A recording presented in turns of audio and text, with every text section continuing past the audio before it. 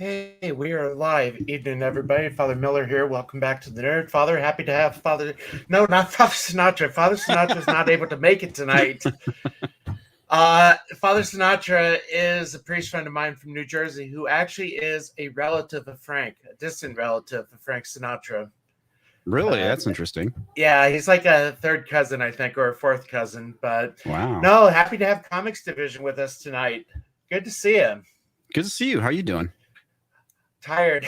I mean, this is the busy day of the week for me. I mean, I had two masses this morning, and then I had a baptism. And as I was telling you before we went live, I have benediction tonight at 8. So yeah, Sundays are pretty busy, but it's good. I mean, that's my life. Yeah, of course. I wouldn't be doing what I'm doing if I didn't like it. So Yeah. but how about you? So you saw the Reverend Horton Heat? Yes, I did.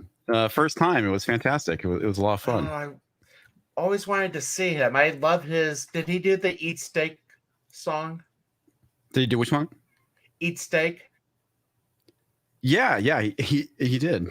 Oh, love that. He also song. did Psychobilly Freak Out, and it's like that packets of cocaine falling from a plane song. I only know a little bit of his music, mostly the Steak song, but I'm into that type of hillbilly funko rock, isn't it? Psychobilly. Psychobilly rock. Yeah. And Yeah. they also did a cover of Ace of Spades, which is amazing. Oh, gee. Yeah, it was funny because not too far from where Gary and I were standing, this dude who looked like a Jimmy Buffett fan elbows. He's like, looks like he's 65. Elbows this 40-year-old woman in the face because there's like a mosh pit that was going on, and she wanted to, tear a piece of him off. It was pretty funny because people kept trying to push them away and breaking things up, and eventually the security had to get involved. Nice. Dude, it was funny because she kept going after the guy. I am actually going to see a Irish folk rock band called Carbon Leaf in October. I don't know if you've ever heard of them, but they're out of Virginia. But they're kind of it's not really folk music. It's not really just Celtic music. It's a variety of everything. But no, they're one of the bands I've seen probably 5 times. I don't mind seeing them over and over again. Well, and then cool. I'm going to see Weird Al Yankovic for the first time in 2 weeks. Oh, nice. That's cool. I'm excited for that. I've never seen him live. Well, the opening act is Emo Phillips, if you remember him from the 80s. Yeah, the name sounds familiar. He is kind of a surrealist, weird comedy type thing, which is perfect for me. And the funny thing is, I tweeted him about a year ago asking for an autograph, and he started DMing me. So we got conversing, and that's pretty cool. Out of the blue, he sent me a text in November or December saying he's going on tour with Weird Al to let him know what show I wanted to go to. So I'm hoping I might get to meet them. Nice. So, that's awesome. That would be fun. But yeah, so Dallas was my main vacation this year just because I usually go to Philly, but it's a little too expensive this year. Yeah. Travel is definitely getting kind of costly. And we could probably do a little parking or yelling at parked cars. I saw the New York Times article saying that Biden is not mentally there. Really? It's something that, well, let me see if I can bring up the article. The New York Times actually said this. Yeah. Wow. That's it's pretty bad New with York the New York Post. Times. I could see it, but New York Times, wow. Yeah, let's see if I can bring up. So I'm working on a new laptop. As I mentioned, so New York Times at 79, Biden is testing the boundaries of age and the presidency. So let's see. Wow. They're going to go after him. And, this is part of the reason I really haven't paid attention to January 6th. It's just, so Yeah, between this and Hunter, all the stories about Hunter coming out, they're going after him. Well, there was like this thing up recently that all like the emails and whatnot and stuff that was on his laptop was like reposted to like an archive site. So yeah, I'm sure this is probably some form of damage control. I don't know. I just pray it's not a 2016 rematch between Trump and Clinton. I really don't want that. I don't think she's going to run. I wouldn't pass it. I wouldn't put it past her. But so anyway, Thor came out. Did you go see it? Sorry, you kind of broke up. What was that? Oh, Thor.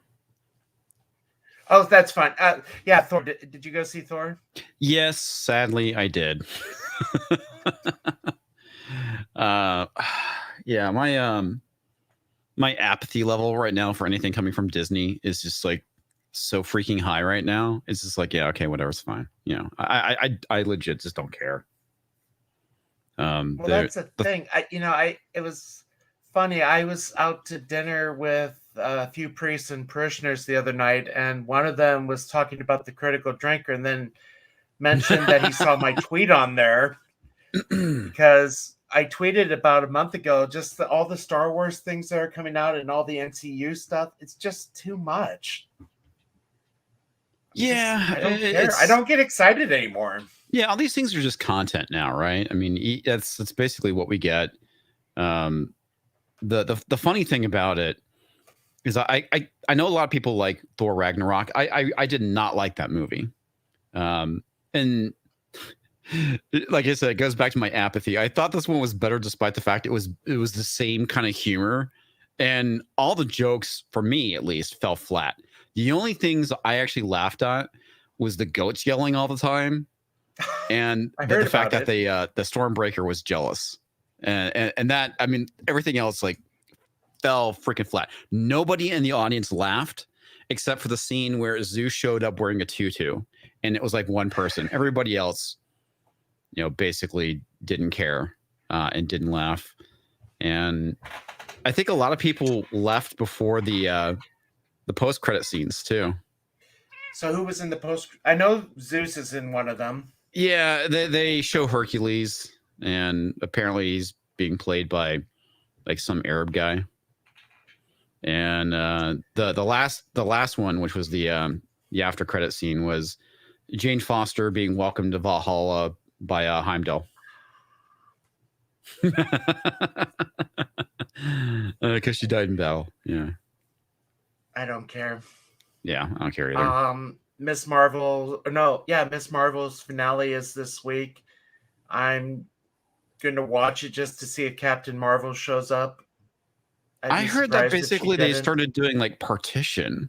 Like she ends up back in time during the time of partition in India. And it's like, why? The whole thing has been boring. It sounds like it. I mean, I watched the first 4 episodes. I was traveling last week, so I didn't get to watch either the Orville or the new Miss Marvel. But, you know, I mean, the first episode, I don't know if you've seen any of it. I've seen some of the Orville. I saw episode 4, the one everyone's complaining about. And, well, I meant Miss Marvel, but I haven't watched anything with Miss Marvel. I mean, I just don't care. It's just she's a hyperactive fangirl. Well, that's basically what she was from the comic. And it's just or Captain Marvel this, Captain Marvel that, Captain Marvel basically beat up Thor or Thanos and all that. And it's just, so I mean, I won't be surprised if Brie Larson shows up. I'm sure she probably will. I don't really care. Neither do I. Well, I guess I'm not watching it, so I really don't care. I saw Doctor Strange finally. The only reason I have Disney Plus right now is American Express is reimbursing you if you subscribe to Hulu and American Express, and that's the only reason I'm getting it. And we got Justin with us. Justin, good to see you. How we doing, guys? Hello. So, Comics, Justin is a friend of mine from back home. I've known him, almost 40 years? Yes, long enough. He knows some of my deep, dirty secrets, I guess, but I also know some of his. Well, fair enough. I don't find that to be true at all. Destruction. So, I have a camera problem. My computer can't find my camera, so no pretty face. Yeah, I'm having the same issue. Mine is being distorted currently. Oh, that's a shame. I even rebooted too, which usually fixes it. I probably have to unplug my camera. So how was Chicago, Justin? It was fun and disappointing all at the same time. I know why it was disappointing. Well, I'd been following Gina and Drunk 3PO for like 6 weeks on their, weekend to weekend cons, and I had my tickets for photo ops, everything ready to go, and I'm, counting down. And then the night before the show, Gina cancels, and I'm like, son of a... No. Right? Language. I didn't finish. I mean, I've got a beautiful, huge photo of Gina that's autoed by her. It's a Topps Finest, so it's her auto on the picture, and I've got her auto. But I don't put celebrities on pedestals at all. I put human beings who deserve it on pedestals. And Gina's up there. I was just going to show Comics, since this is his first time on my stream. I do have a profanity thing lined up. No, I figured you probably did. I had to use it for Jed, but anyway, this is what plays. All I can say right now is shame, shame, shame, shame, shame. That's perfect. How appropriate, sir. I'm trying very hard not to swear right now. No, I'm not worried. I'm not worried. We're in the hot box right now. We got to be careful, Father. No, I want to be respectful of your stream. I had Bose Trek. I can't remember who all, Noel from the TARDIS Zone on the stream, and they all behaved. Well, sometimes I see Jed's been good on my stream. When Odin's in the Friday Night Tights broadcast and those guys are just going off at, level 11, I'm looking at him like, how does he stay in the room? Not that I'm any better. I am as foul as it gets when I'm not being watched. And I'm like, wow, yeah. Well, I got to be on Lady Gravemaster's first stream. Where was it? About a year ago. And it was with Az, Jeremy, and Ryan. And it was fun. I mean, I know how Odin feels, but I mean, as I tell Comics, the fun thing is you go to the meetups like in Dallas. I'm just off to the side. I think it was with you, and Jeremy saw me, came over, gave me a hug and everything, because I mean, I love being a part of this community. You're a celebrity, Father. Yeah. I'm not that celebrity, but I mean, you're well known. Well, but the thing is, I'm not here as a priest. As I keep saying, I'm here as a nerd that happens to be a priest. Oh, well, there we go, Comics. We're out the door with the profanity filter then, right? We're good to go. No, because I could get in trouble. Yeah, that's it, right? We don't want to get you in trouble. Mm-mm. Now, Comics, Father Miller tells me that you are a anime manga guy. Yeah, I mean a little bit. I like I said, I wouldn't call myself a weeb, but yeah, same. I dig it.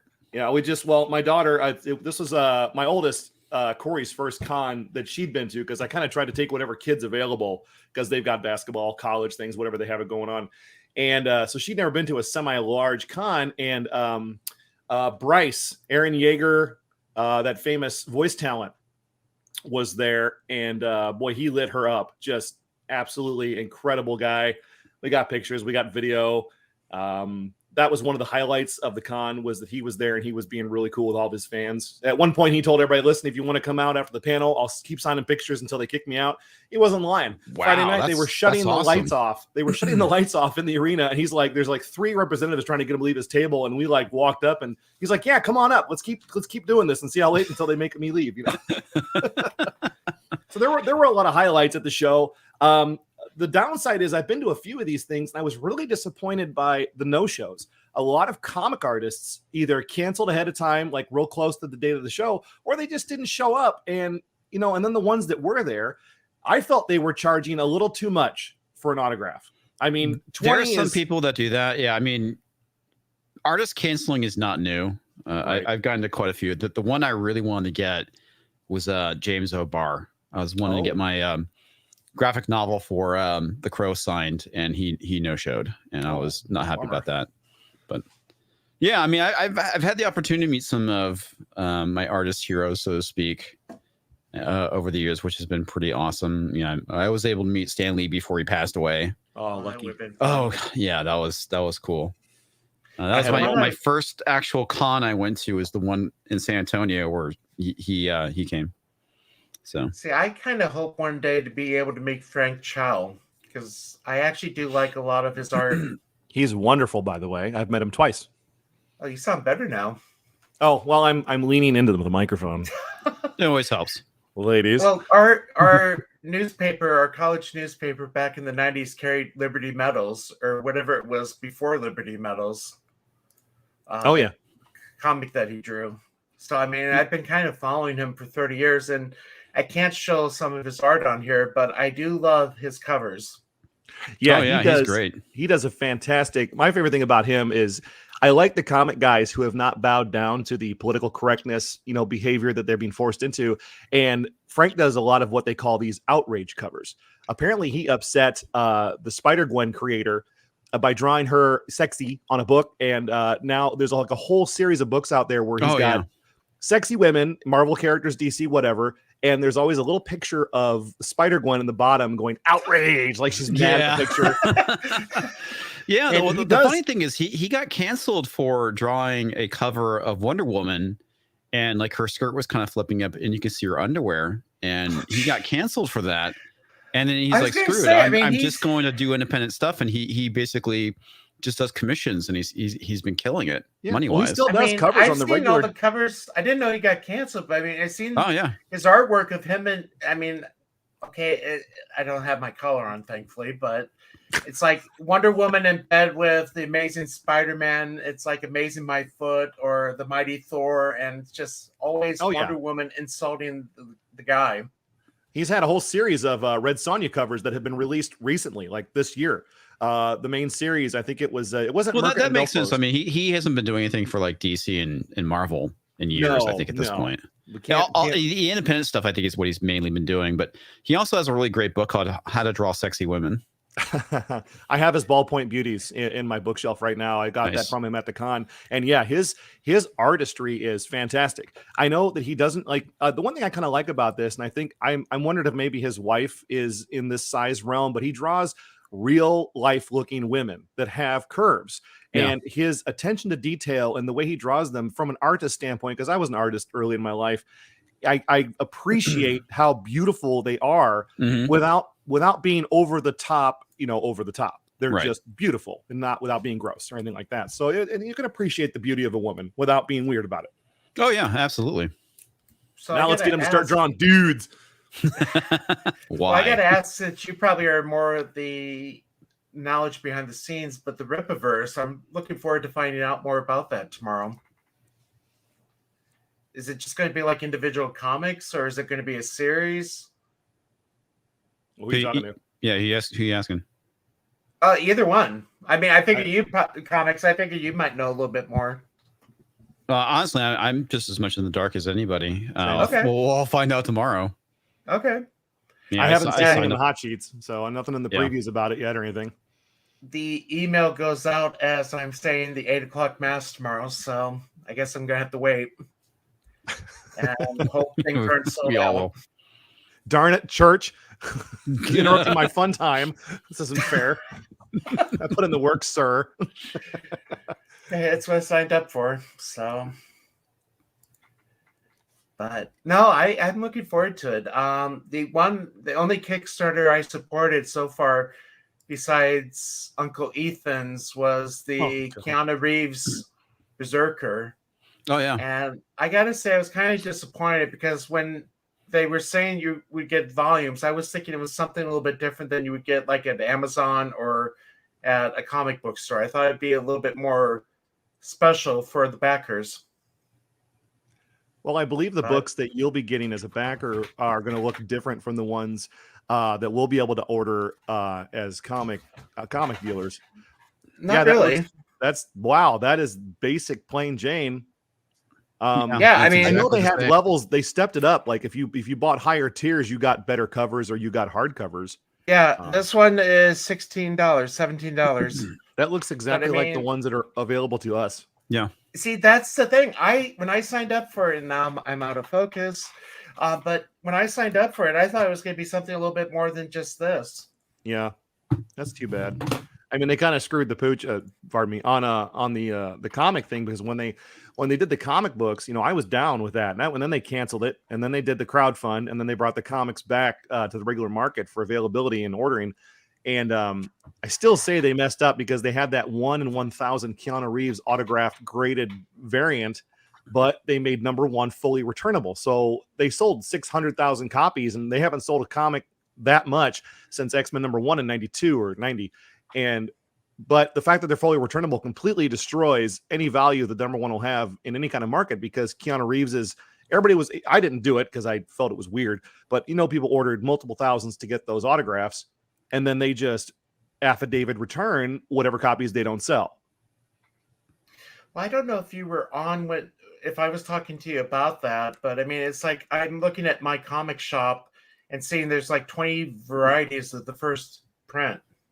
Oh yeah, I mean if you go up to 1,000, you have this book had at the very minimum it had a 1 in 25, 1 in 50, 1 in 75, 100, 200, 500.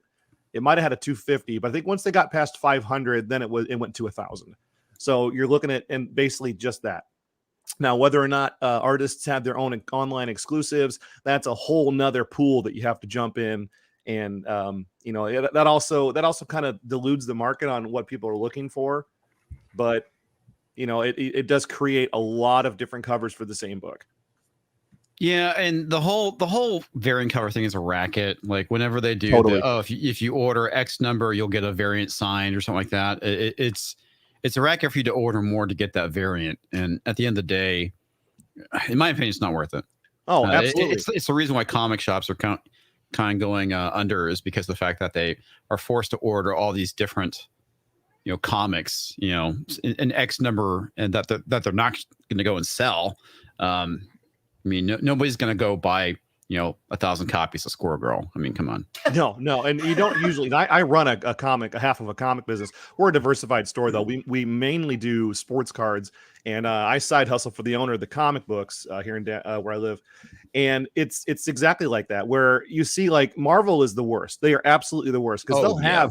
I think the last Spider-Man title that had variant covers, they had 21 different covers that you could get, and they went all the way up to 1,000 copies.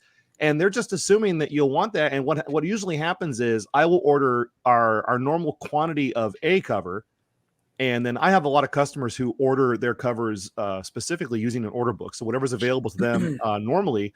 I got one guy who's a huge Spider-Man fan. He'll order 2 of every variant, and he'll end up spending $200 with his discount. He'll spend $200 buying 2 of all these like 99.99 books when they come out. Exploitive. I mean, it is. And that's the thing. Okay. So Marvel and DC know that there are hardcore collectors out there, and they will go and buy every single variant cover, which is, and that's what they're banking on, right?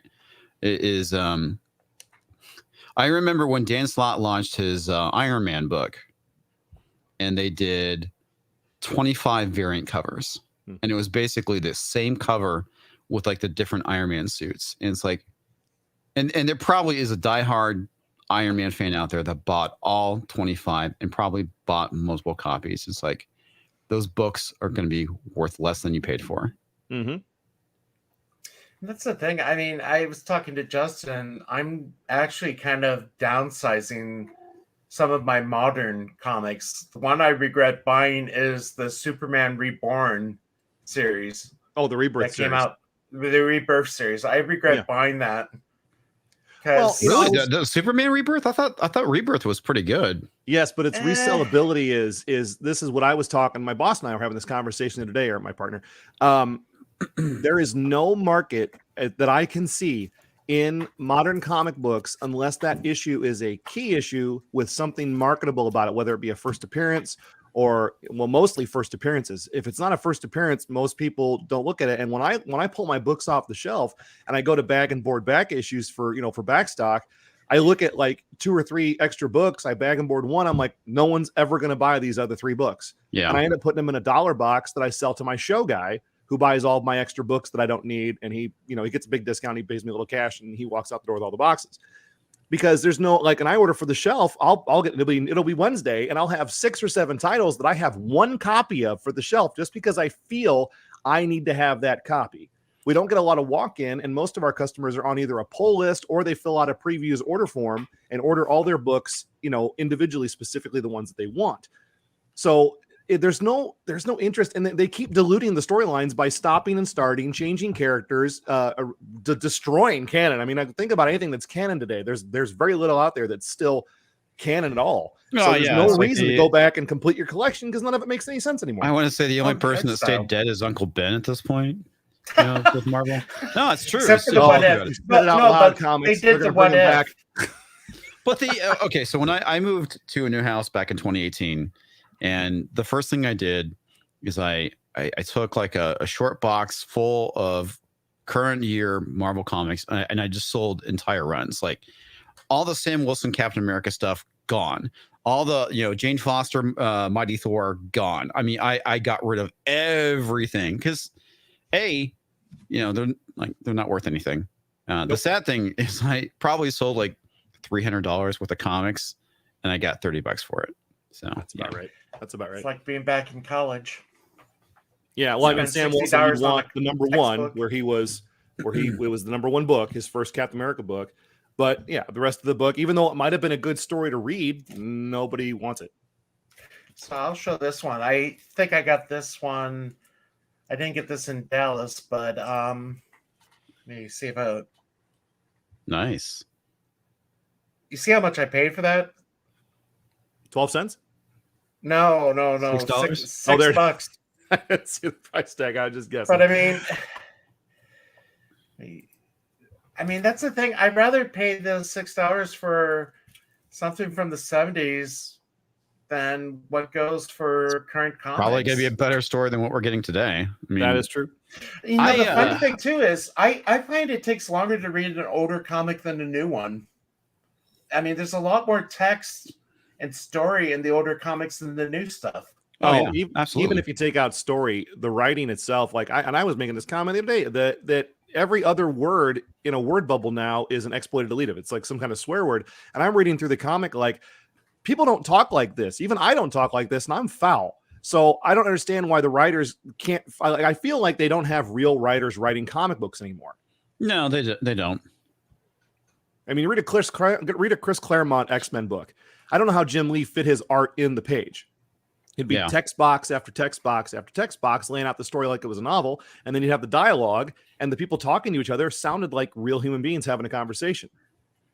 I think that's the problem is that these writers aren't real human beings. I mean, I joke about that, but a lot of the issues I see with what is kind of going on, not just in the world, but with entertainment in general, is that you have these people that have no real world experience, and that's because of affluence, right? We are in a society, we're doing really well. There's no horrible wars going on, except for maybe the whole thing with Russia and Ukraine. That's beside the point. But look at Kirby and look at all the writers from that time period who probably went and was in World War II.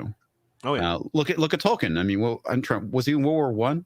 He was in World War One, right? Yeah, World War One. Yeah. I mean, a lot of the stuff that he wrote is based off of his trauma from experiencing mechanization in war, and that obviously leaves a mark on people. Where these days people are triggered because you're not using the right pronouns, and that's like the extent of their their real world is somebody misgendering them or not using a proper pronoun or being slightly sarcastic. Of which, I noticed that the Tolkien Society's new workshop coming up this fall has announced their topics, and one of them is how the alt-right has appropriated Tolkien's stuff. Please.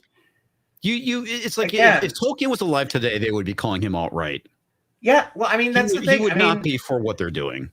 To be, and this will get into the theology here, but I really believe to be Catholic is to be alt-right, to be a devout Catholic, not a Biden Catholic, where, again, I got to be careful how I say this because... Right. No.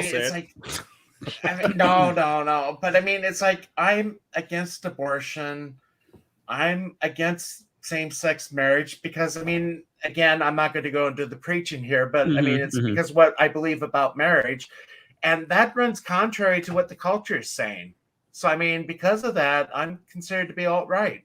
Yeah, you're on Well, the way the out. thing that's insane about it is that, for the most part, back in the day, we could disagree and it was fine, right? That's called tolerance. Right. Like, it's like, I disagree with you, but I tolerate your point of view. I get it personally. I understand. And he's like, you're Catholic, dude. These are your beliefs. And to me, that's fine. But it's now, it's like, oh, you're a horrible human being for believing these things. And it's like, it's not like you're wishing death on these people. Right. I mean, you just disagree with their life and their lifestyle. And, I talked plenty about my friend from college who, was, very much religious against, homosexuality and gay marriage, but he had a, HIV positive gay man living in his house. I mean, that's tolerance. That is like the epitome of tolerance right there. Yeah, they've confused again, tolerance with acceptance, and have tried to Yes. force acceptance on everybody. Yeah. Yeah. And I mean, again, that's why, when I go to the meetups, I'm not going there to preach or anything. I'm just going No, there not at all. to nerd out. Yeah. I mean, I will say, you're and I told totally Justin, cool to hang out with, man. And yes, thank you. I was telling Justin, I mean, I did have some really good discussions with people down in Dallas. I mean, because they knew I was a priest, and it's like, if you want to talk that, I'll do it. But yeah, I mean, it was just fun nerding out. I did have a good meetup with Odin. We got together for brunch the next day, and I did get to meet up with Lady Gravemaster because we do have a Catholic stream. Right. That we do once a month where it's like John Trent, if he's able to make it, Odin, if he's able to make it, Lady Gravemaster. And there's a few others that will join me. Yeah, that's cool. Going back to what Comix said about the creativity in comics, the trauma that people have, it's creative wide, because music isn't what it used to be. Is another thing where you get. I'd say it depends on the genre, but yeah, for the most part, you're right. Yeah, I mean, how many people create incredible music on their own, and how many people step on stage and have a great voice and they're able to sing? I think a lot of it too is a lot of music is no longer being created; it's being manufactured. That exactly. I probably shouldn't admit it, but I've been watching South Park. Oh, South Park is great, man. That is it is. But I mean, overload. I'm thinking of the Lord episode where it's really Randy. It's just you take auto tunes and you put a bunch of artificial things in. That is my favorite part of South Park, is when Randy is Lord. It is. My wife cackles like an old hen on the couch, laughing at those Lordy, Lord, Lord. That's all he does. He just goes Lord, Lord. It's nuts. Well, this season was too short, though. I think it was only 6 episodes. I have to admit, I don't get to watch them because I don't find myself anymore ever sitting down and watching, air quotes, TV. If I want to watch something, it'll be on a streaming network. I'll sit down, I'll binge 4 or 5 episodes, and then I won't come back to TV for a while, because if I sit in a chair in front of a TV, I usually have a controller in my hand because I just can't be bored in front of a TV anymore. Speaking of which, I do need to watch Terminal List.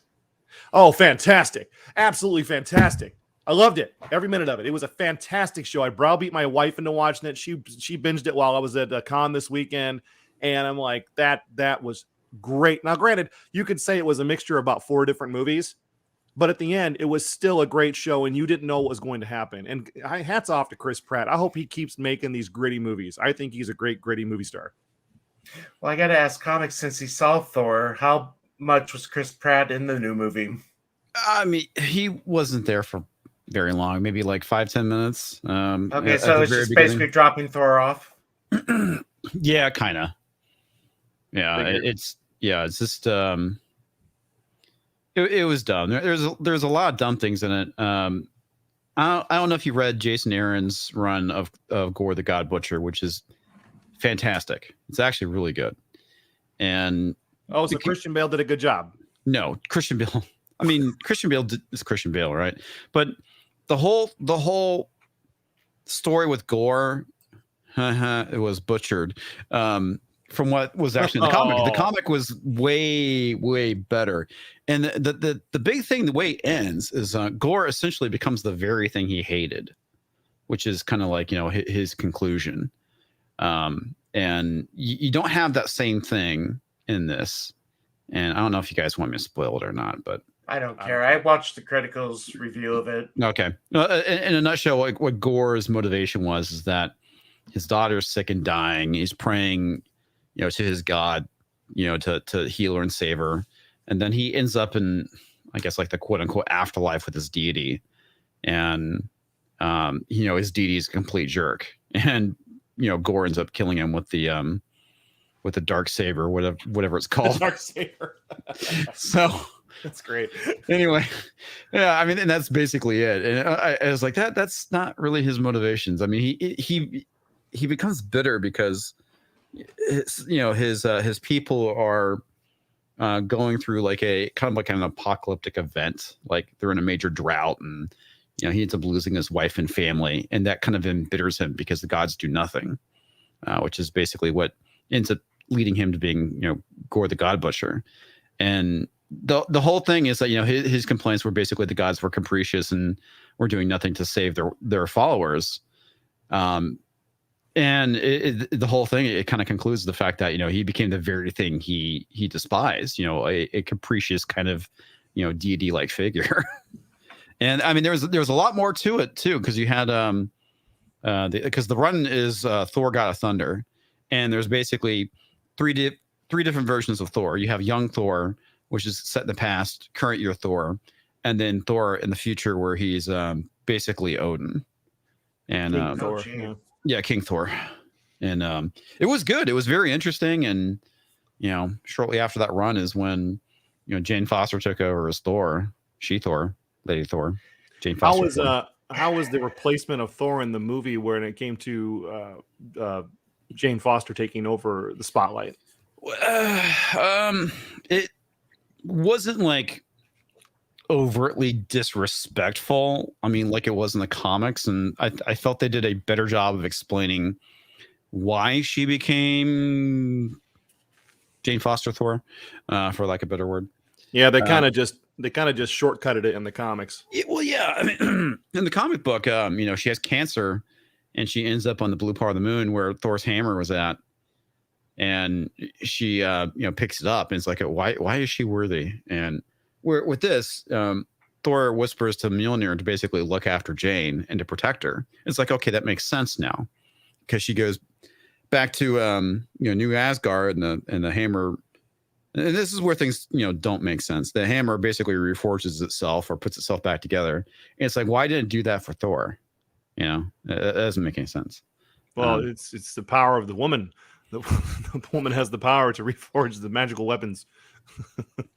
Anyway, so to make a long story short, she has cancer. She's looking for a cure, and just like in the comic book, when she transforms into Lady Thor, it basically undoes everything with the chemotherapy, and it makes her cancer worse, and it's basically killing her, just like it was in the story or in the comic.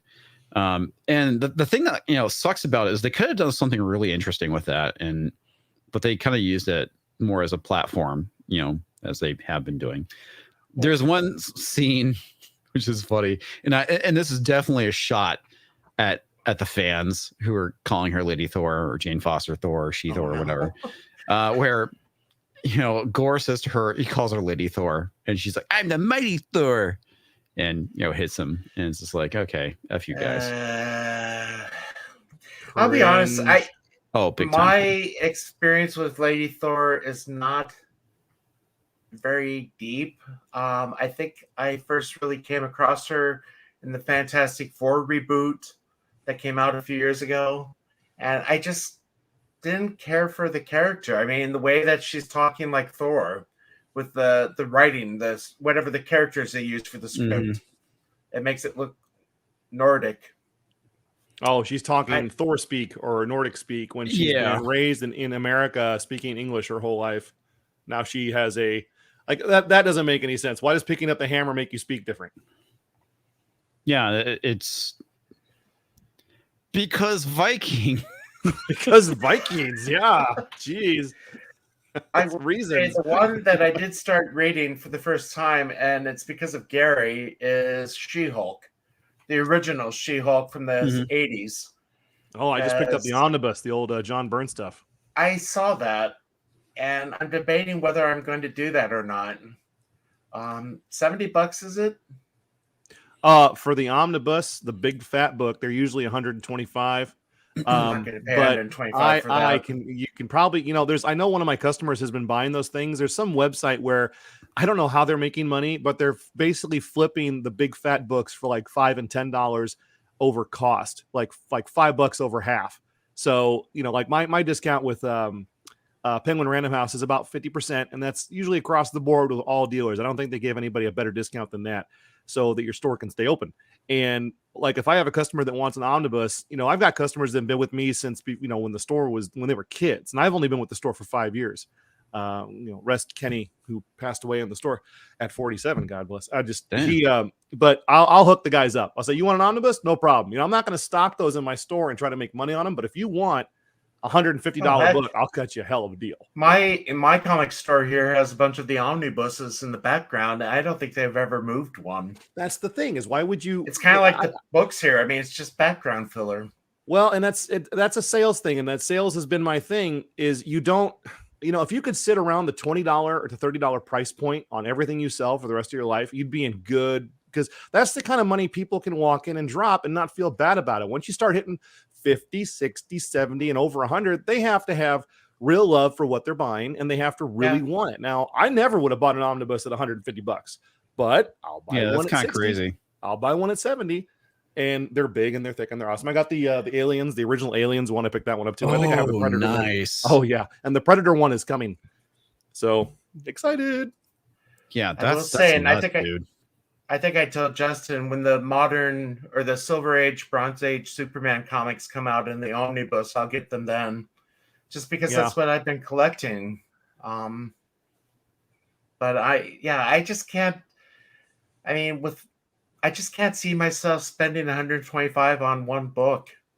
Yeah, well, I'm also cheating because I have so much store credit that I acquire doing my job, and I have stopped purchasing comics the way I used to, and now I wait for a trade or a hardcover or something to come out, and I get the whole story in one. I may skim the book and read it and put it back on the shelf. Don't tell anybody that. And but then my personal library, a lot of people do. My personal library, I buy the books, and then I'm acquiring a large collection of books now that I'm starting to regret. Well, I just made my life easier. I just stopped buying them. Yeah, save myself a lot of money for reading garbage. Yeah. Well, a lot of the stuff I get too is the older stuff, and that's the stuff you want to read. Oh yeah, of course. Like Batman versus Predator, still one of my favorites. Oh man, I have that. That is fantastic. Yeah, we bought a comic collection where it's the guy who got this from some other guy, but the guy who originally owned it you could tell he was a methodical collector, because he would buy 3 number 1s, 2 number 2s, and he'd buy the rest of the series one issue at a time. And the whole collection, I couldn't believe it. Comics, it was mint collection. I pulled out the Batman versus Predator, the cardstock. He had 4 copies of each. Wow. And my customers were just salivating. I'm like, here's a set for, what was it, $50 or something like that. And they were just like, yes, because you don't find stuff like that around in that kind of condition. So when it comes in, we celebrate it. It's like a party. Like, look at all this great old stuff, and it's mint condition. Read, love it. Yeah. So lucky there. Man, that's fantastic. I'd show you them, but my camera doesn't work. Yeah, I hear you. But really, right now, I think I only have maybe 4 or 5 books in my pull list, and only one of them is from DC, and that would be The Nice House on the Lake. Oh yeah, I have 3, and they're all Spawn. Oh yeah, that was kind of cool to Todd to launch that whole different. They got the Gunslinger Spawn, the Scorched Spawn. Yeah, Scorched. Dude, I'm really digging the Scorched. Yeah, I got my customers they like those books more than they like actual Spawn. And it's like you said, Father, I don't think my customers who buy Marvel and DC, maybe not Batman is on this list, but everything else, it seems like it's out of habit. Like they buy it because they've been buying it for 20 years. And they don't want to stop buying it. But I think that's how hard collectors operate. Hardcore collectors operate. And DC. Marvel knows this, which is the reason why they can print garbage, because they know that these hardcore fans will buy it regardless of whether it's good or not. Yeah, it was the X-Men books that pushed me over the edge on stopping to buy comics, because I'm hardcore X-Men. That's how I got into it, with Chris Claremont's X-Men back in the 80s and 90s. Well, I mean, and there's so many titles. Was the Inhumans versus the X-Men, and I got to the end of it, and it was like, oh, you mean we could have avoided all this conflict if we just talked to each other? I was like, this is garbage. I'm canceling X-Men, and Inhumans is like this is awful. Yeah. Never. And I legit, I think, canceled half my Marvel books at that point. The only thing I was still getting at that point, I think, was like Spider-Man and something else. I don't remember. Oh, I was so angry at that. They just keep rehashing old storylines, and they're trying to modernize their stories, but then again, they keep going back to these old things where, one team fights another team, and if they just have coffee for 5 minutes, they could figure out that they're on the same side, or there really is no problem. It's like, come on, guys, give us something, think something out. And that's why all the independent books are doing so well, because they're thinking outside of the superhero teams. And like Nice House on the Lake is an interesting read. James Tynion is killing it with every book he does. He just got a new book out called The Closet. And I won't tell you anything about that, but it has to do with spooky stuff. So go pick that. Nice. Well, and that's kind of the problem too with like with the Disney Marvel movies is like, the issue with Love and Thunder is that at the end of the day,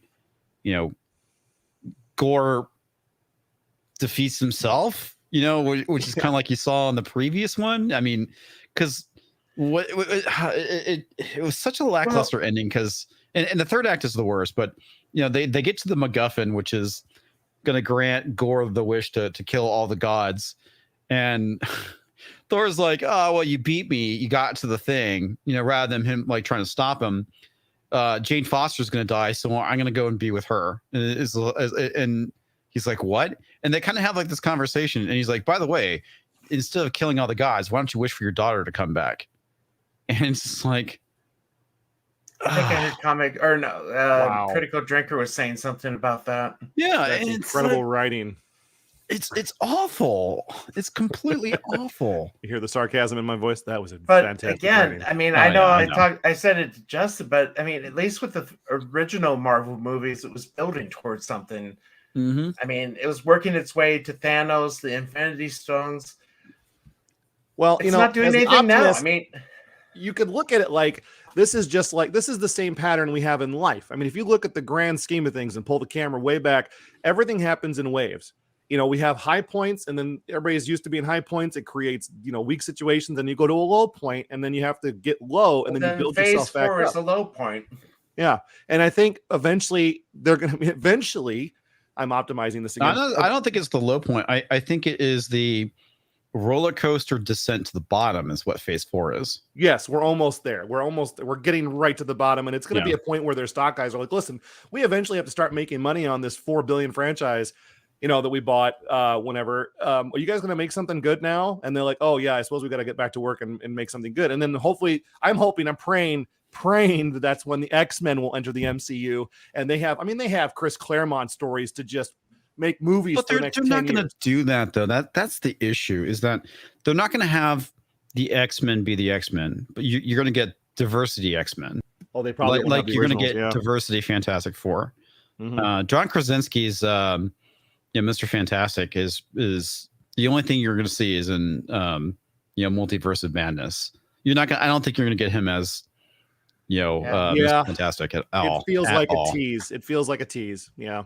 You're going to get diversity, Mr. Fantastic. And it's like, you already have that. He's called Mr. Terrific in the DC universe, and he's actually really good. Yeah, he is. I think the only thing that's interesting for me right now in the MCU is Deadpool. I actually am looking forward to Deadpool 3. They're going to ruin it. They will probably. I mean, well, it all depends on who's in charge, but then again, Marvel has the final say.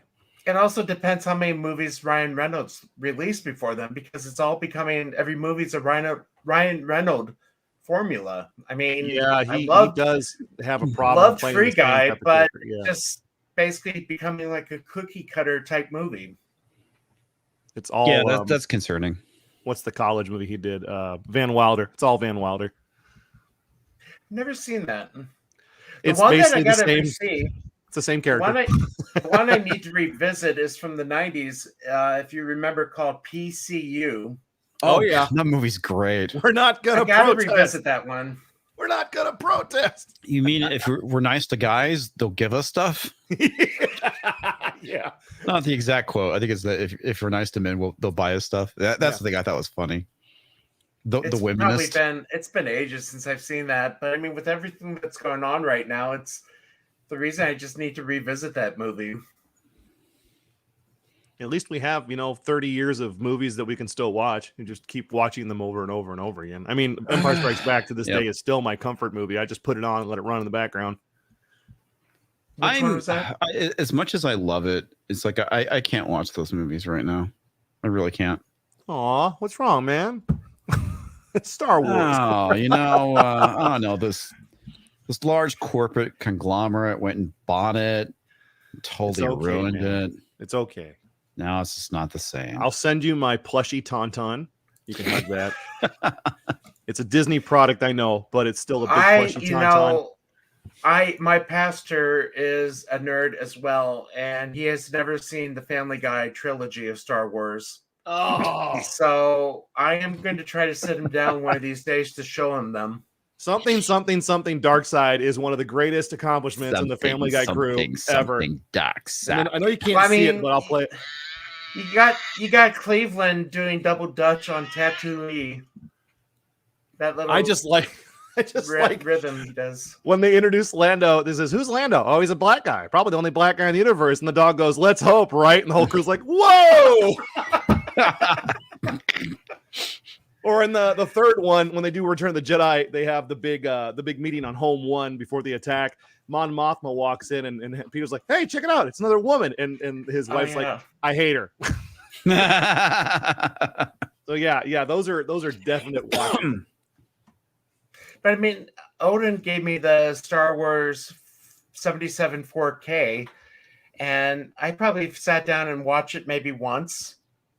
I mean, it's just hard. He got me them too, and I'm like, it's just hard to get back into it now. Them. Yeah, same here.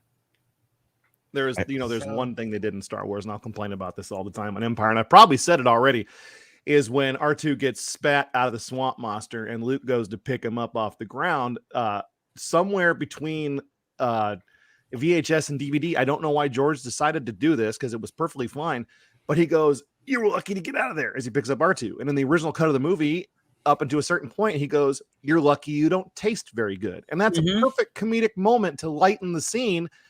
And they just, I don't know why they threw it out. It doesn't make any sense. It sounds like it was an Irvin Kershner line, and George is like, "That's not what I wrote." And he went with something else.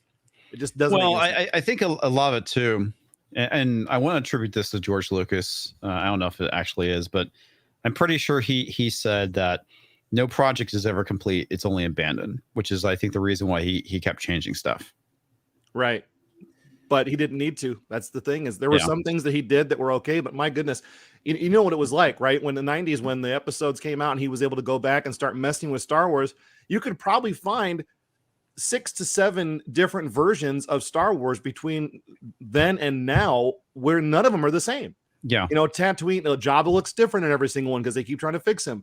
They try to adjust the Han shot second thing where he's shooting second or he's shooting the same time, or it's just a mess. Yeah. McClunky. I mean, it's just something has been lost. I mean, the beauty of the original trilogy is like forever disfigured, I guess. I don't know what the word I'm trying to say is. I'm just glad that I went and bought the DVD copies that came out like several years ago that had the Laserdisc copy. So it's like the original theatrical cut from the Laserdisc. See, I didn't get those. The ones I got had the original theater production, but they were on DVD. They were not remastered, and they were pan and scan, or they were letterbox, so you couldn't see the whole movie. So it was some kind of cheap, like, get the original version of the film, and it's like, this is crap. I don't know what they did there. I'd like your. I mean, copy. That's the beauty of the 77 4K is. I mean, it's the original film as you would have saw it in the theater, cleaned up in high res. Isn't that the despecialized edition? I think so. Yeah. I'll have to send you our fan film sometime, Father. You can watch that. Put that in your library. The formula. I mean, where Han shot first, and and he said he didn't like Han to look like a murderer. I said, Han's not a murderer. He's a scoundrel. He's got a gun in his face, and this dude's going to shoot him and turn his body in for bounty. Kablam! Hello. Yeah. This is the old West. Han Solo more respectable now. Really? Are we going to change the fact that he was hitting on a 17-year-old girl the whole first movie there? I thought she was supposed to be 19 in the movie. 19 in the movie? Oh, okay. I thought she was. Carrie? Yeah. Carrie. Yeah, she her was- character's supposed to be like 7. It's supposed to be 19. Oh, see, and that's the thing that makes me upset with Kenobi. I mean, it's just everybody says it doesn't destroy canon, but Oh, it's like, please. Oh, it does. It I mean- violates it in an unfriendly manner. No, it violates it. It takes too Oh, many yeah. liberties Well, with the options available. yeah, I mean, it's just, I don't care anymore. I'll tell you what, though, I cringed hard with all that stories about Disney and grooming.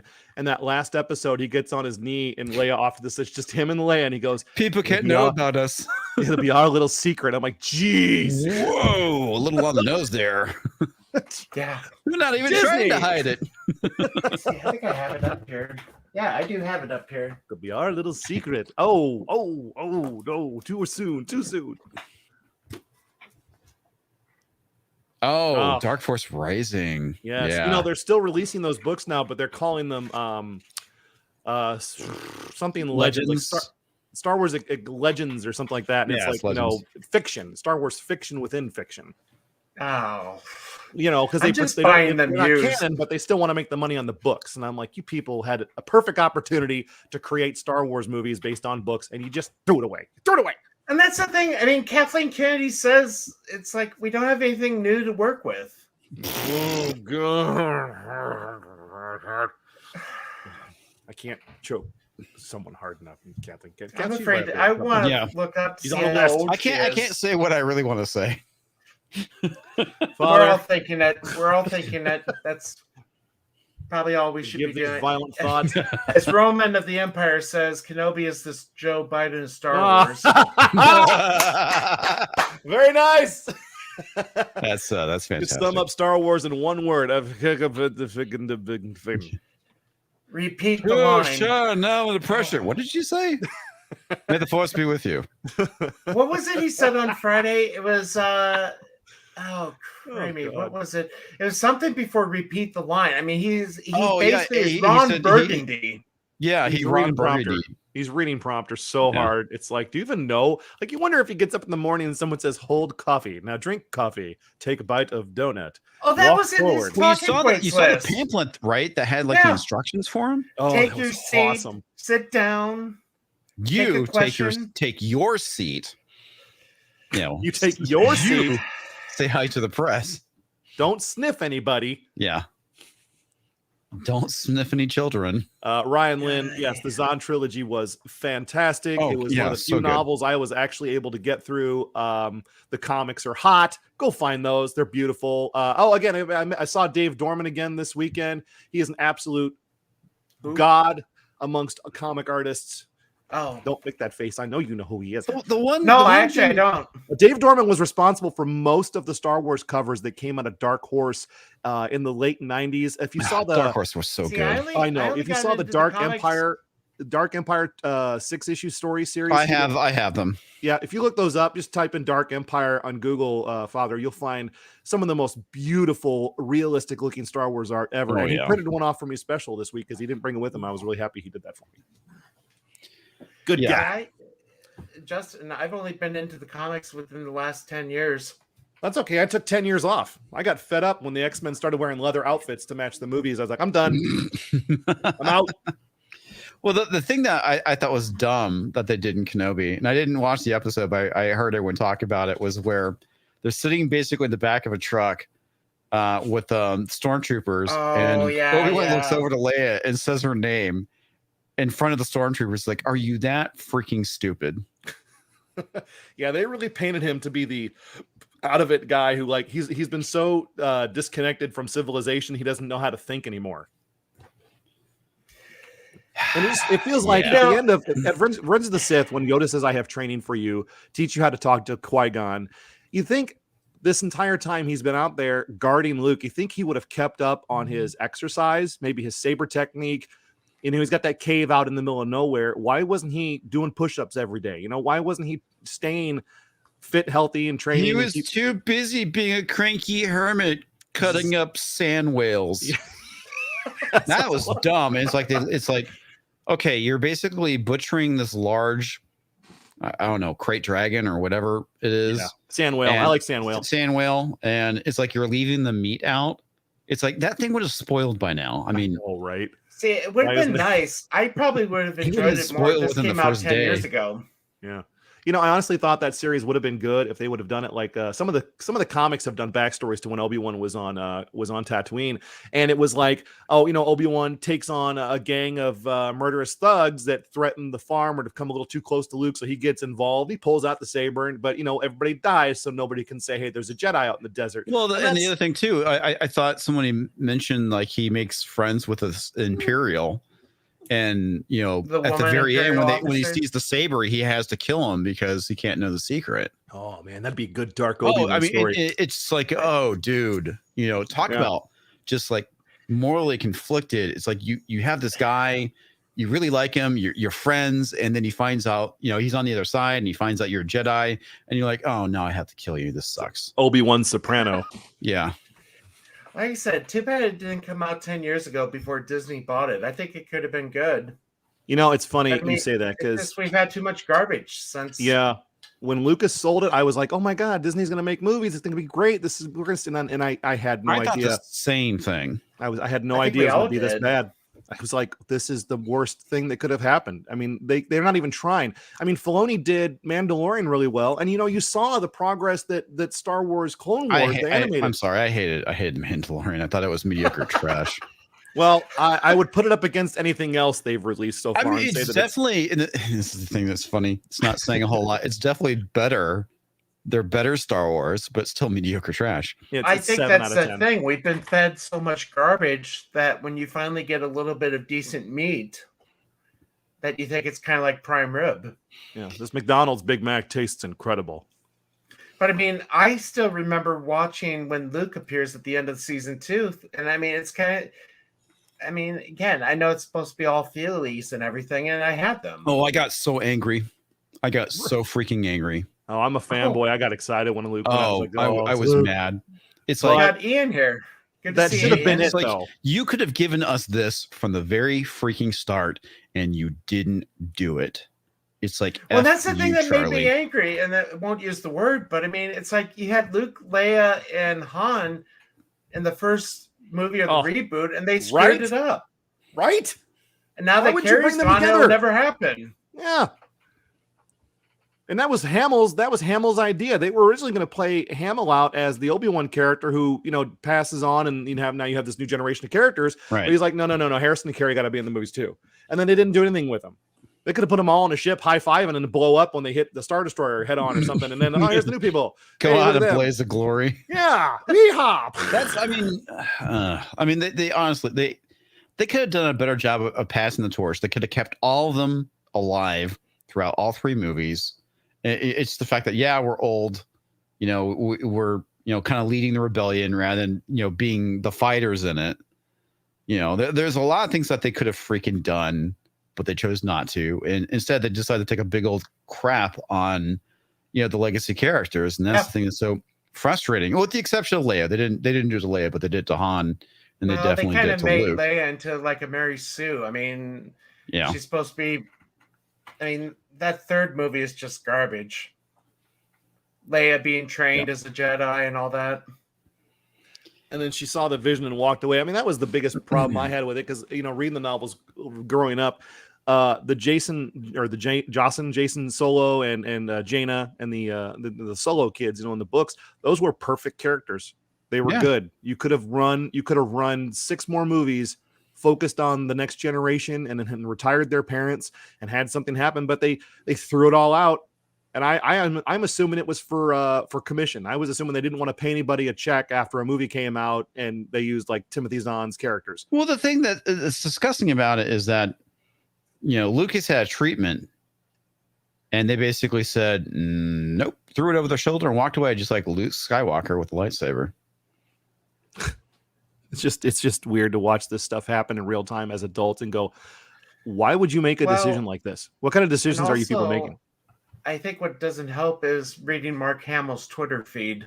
Oh, I won't look at him anymore. I can't.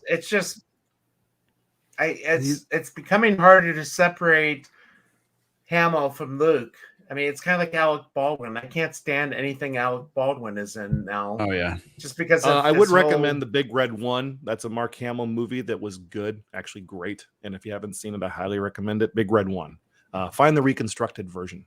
But yeah, I mean, Luke was a kind of a typecast character. If you saw him on screen, he was so impactful as Luke Skywalker. That's Luke Skywalker.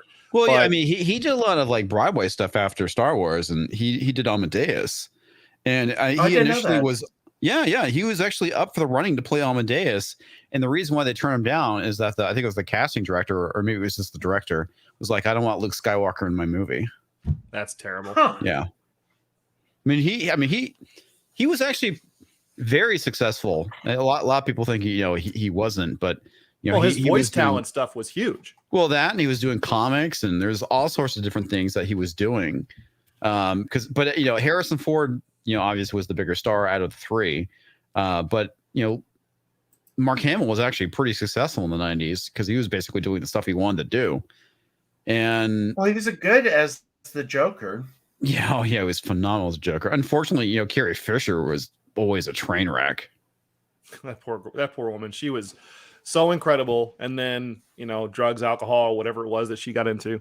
Yeah, well, I'm pretty sure she was abused by the system as well. Oh, every girl in at that time period was abused by the Hollywood and the system. And if you wanted to be in anything, you were just like Judy Garland.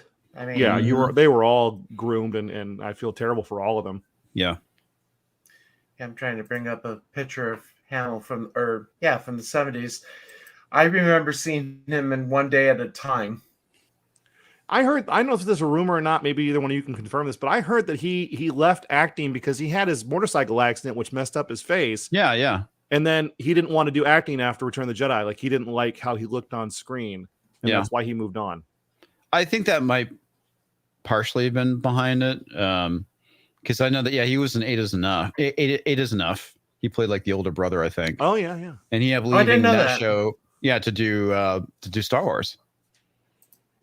See, I'm just quite not old enough to, like, I was born in 76, so I'm right there at the beginning of, the sci-fi revolution kind of, I'm actually Star Trek. Not that much older than you. I was born in 74. Oh, there you go. So we were all right there. It's the 30th anniversary of Tron this year, I believe, too, by the way, if you're a super Tron fan. Wonderful. Disney's not done destroying that property. Well, at least they can't ruin the original. At least we're not going and rewriting it, I said it out loud. Oh, no. Hey, look, guys, we're going to reboot Tron. Everything's rainbow colored. All the Tron bikes are rainbows. The whole thing's Everything will be super. Thanks for asking. All things considered, it can I be did better. see that episode the other day. By the way, out of all the all the songs in South Park, which I absolutely love that movie, out of all the songs, I can do the entire Big Gay Al song. I don't know how I memorized it. I just love show tunes. And that one's so catchy. It's really catchy. Thankfully, I've not seen the movie. It's phenomenal. And I'm not being sarcastic at all. It is. If you go and watch it now with current year, I mean, it's so funny. It loses the impact, though, because the cartoon characters are straight up F-bombing. Today. Well, nowadays you could probably play it on TV and they wouldn't care. Well, the funny thing is they have this thing. They have Operation Human Shield, and it's so. It was Operation Get Behind the Darkies, I believe, is what they called it. Well, no, because they're telling them it was Operation Human Shield, and they're telling the soldiers it was Operation Get Behind Darkies. Have you heard of the Emancipation Proclamation? I don't listen to hip-hop. I did watch the episode with Cartman and the hippies, and it's like we need a geologist and we need a black man to be able to sacrifice himself. I have a clip on my phone. It's probably my favorite clip from South Park. Cartman's trying to do a band, and he's got Tolkien. Tolkien is he's the token black kid in the show. So Token's on bass guitar, and he's like, "Okay, Token, lay down a rhythm." He's like, "I don't know how to play." Token, we've been over this 100 times. You're black. You can play bass. And then he starts playing. He looks down. He's like, he's like, "Gosh darn it!" He doesn't say that, but I hate you, Cartman. I hate you, Cartman. 40th anniversary. Oh, I'm terrible. I'm so sorry. That makes more sense. 40 years. Oh, I'm old. Good looking out. The R. Thank you for dropping that. I have my Tron cycle coming this week from Diamond Comics. So didn't you get a Star Wars Lego set recently? Yeah, I bought the giant walker because I love the walker. It's my favorite thing. If I could if I could drive a walker around town and just smash cars, I would do it, and they'd have to come get me because I'm not getting out. I have the Falcon. I really want to get the Star Destroyer. I had the original collector's edition Star Destroyer, and it was so big that it would sag. Oh, wow. Yeah, the front end would start to Star Destroyer. Yeah, it would start to droop after a while. My wife was really cool to me early on in our marriage. When we had money and no kids and everything was great. No, and then every year for Christmas, she would buy me the next collector's edition set. So I had the original Tantive 4, had the Star Destroyer, the Interceptor, the X-Wing. I had them all. I was buying every set, and then it just kind of faded out when we moved. And I kind of want to get Luke's land speeder. It looks neat. It does. I recommend the walker, though. If I do that, I'm giving Disney money. Buy it secondhand on eBay. Secondhand. Then you're giving someone else on Yeah, money. Yeah, but I'll be paying like twice the amount on eBay. Let me check. That's true. Yeah. That's the Star Wars book. I bought it used. Nice. I will not buy new Star Wars stuff. I'm hoping I can hook everybody up. I was doing some research. My family name on my mom's side, back on our ancestors, is Christensen, and they're from the northern part of Denmark. My wife's family's name is also Christensen, from the north part of Denmark. And I thought, when I was watching the Lego special, the Lego family. Don't read into that too much. We're talking very separated here. This is hundreds of years. The Lego family's family name is also Christensen from Denmark. I'm thinking, ooh, maybe I need to make a trip over to Denmark and see if I can. The funny thing is, on my at least on my dad's side, is from Denmark as well. We're all pasty. We're all from the pasty countries. Justin, you could go say hi to Tessa Tessa, whatever her name is. Tessa Thompson? Yeah.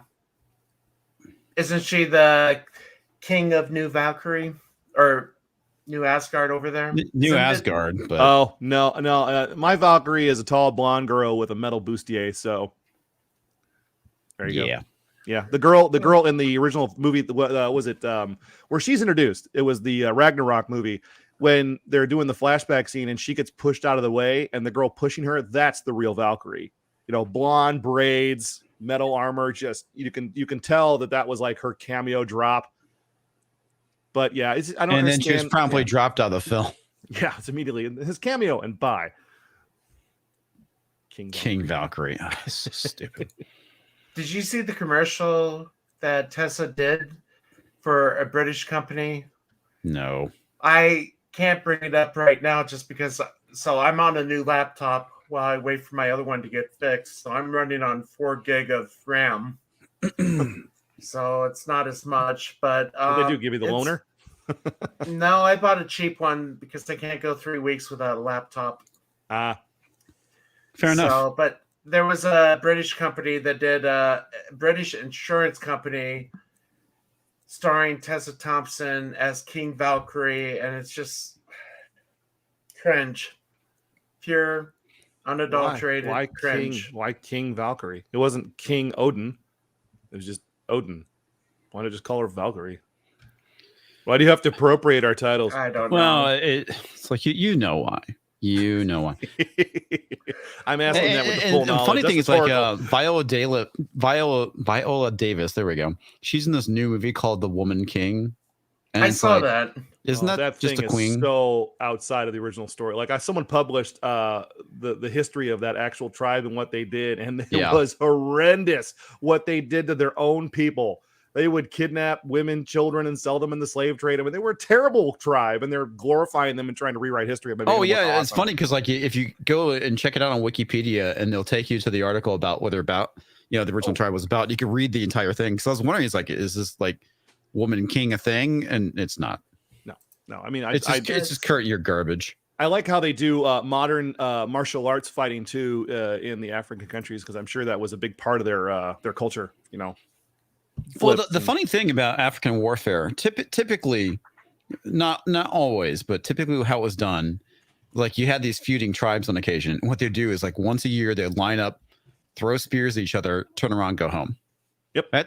I mean, and a lot of like tribal warfare, like across the world, was like that. It's the reason why the Native Americans had count and coup, is because they knew that warfare is deadly, and they really weren't in a position to be able to kill each other. Well, and then was it the movie Zulu, when the British people come in and they teach that's an old one. Yeah, they teach the tribe how to properly combat an opposing tribe, and they do the whole phase 1, phase 2, phase 3 thing where they surround the tribe, and then they're able to take them out from they finish them off in like a killing circle. You been up late there, sorry. Father?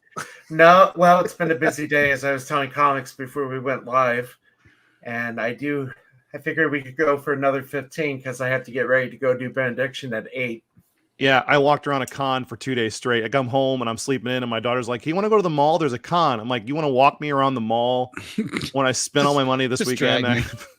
It's the same vendors every time. Honey. They're all local. Comics, the Dallas con. I didn't go to the Fan Expo because I had to get back. But was there much merchandise, old comics worth looking at? There's a lot of stuff. I wasn't looking for comics. I was mainly looking for figures.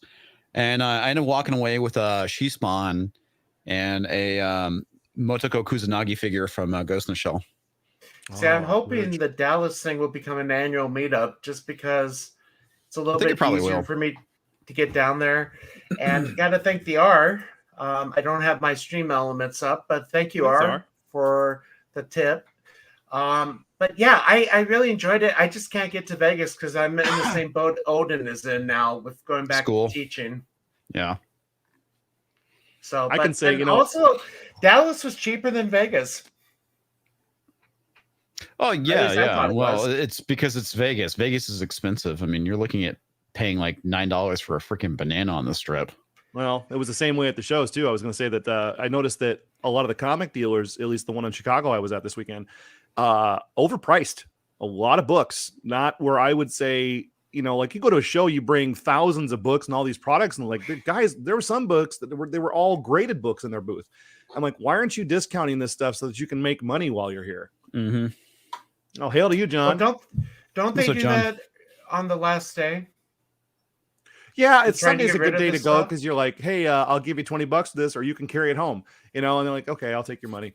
But see, I could have went to the Friday night one, but I don't remember what they were charging. But I just don't want to pay $20-$40 to get in to see if there's anything worth buying. Yeah, my 2-day pass for Friday and Saturday was basically the same price as a 4-day pass. I believe it was $89 for both days. Well, I bought the not the VIP one because I wasn't about to pay whatever they're asking. Yeah, I bought trip to VIP. I bought like the premium one, and I have a funny story about trying to see Gina because I get there, nobody's there yet. I end up finding Odin. Of course, I run into Jay at the Gina booth, and they're like, "Oh, you have to go over here and pay." I was like, "Well, don't I have a premium pass? Doesn't it get me, whatever I need to do?" It's like, "No, you have to go over here." So you this is the thing I thought was funny. So obviously you pay for the autograph, right? Which is pretty much typical. Normally, most places they whatever fee you pay includes like a print, and then it was like a $20 for a print. I was like, "Gee, geez, oh yeah." So I'm like, okay, it's Gina. Well, I'm not going to complain.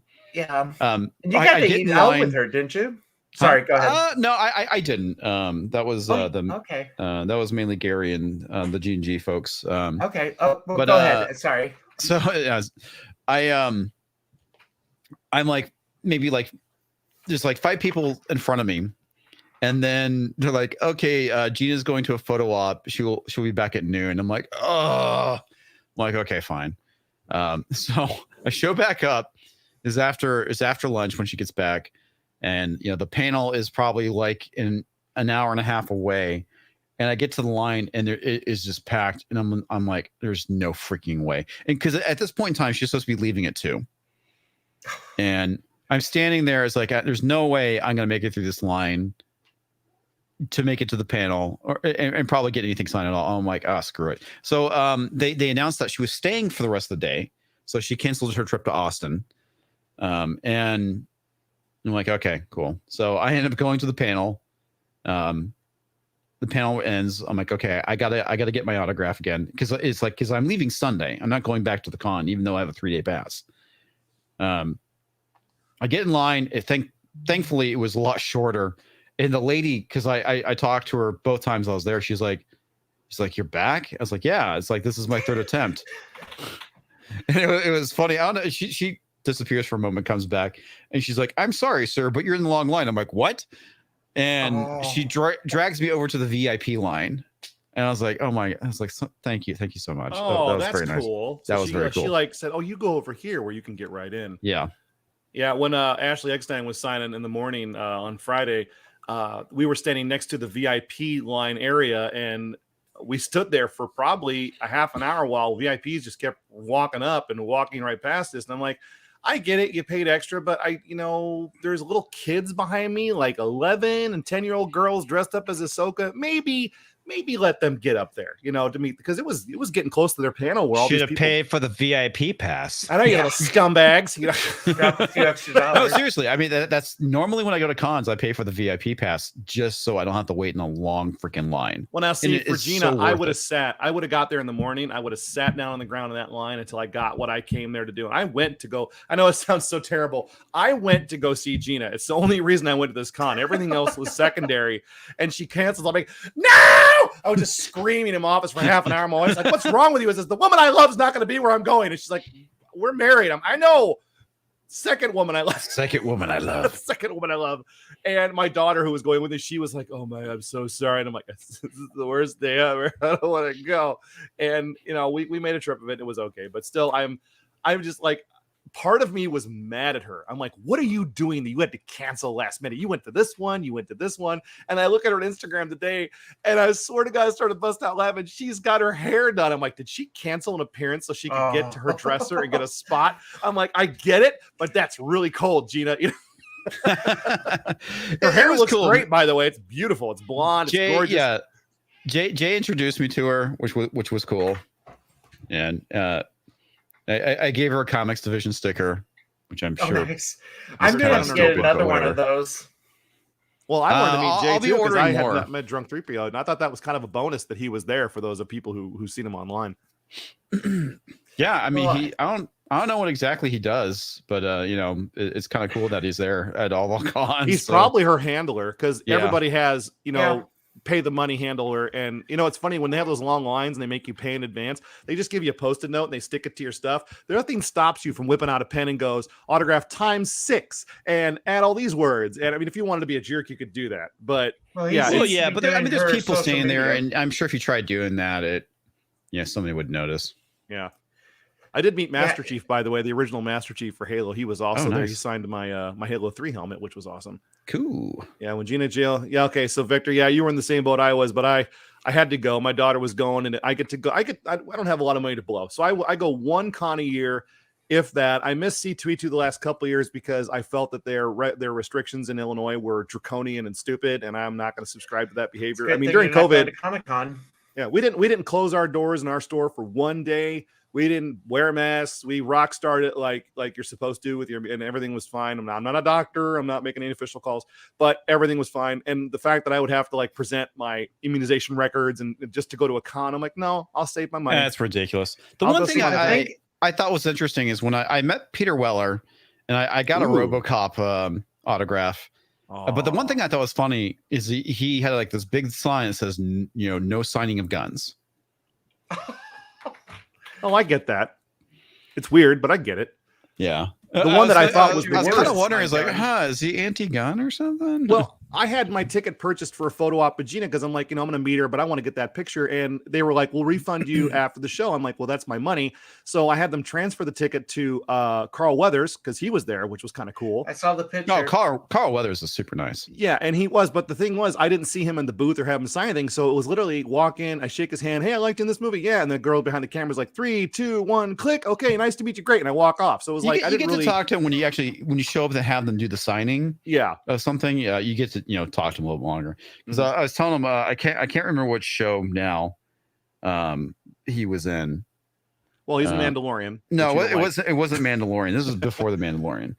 Well, he was in movies. I don't know if he was in a show. Was he? No, it was a show. Oh, well, let's look that up while we're chatting here. I gotta watch. I need to rewatch Undercover Brother with Billy D. Williams. That was a great movie with Dave Chappelle.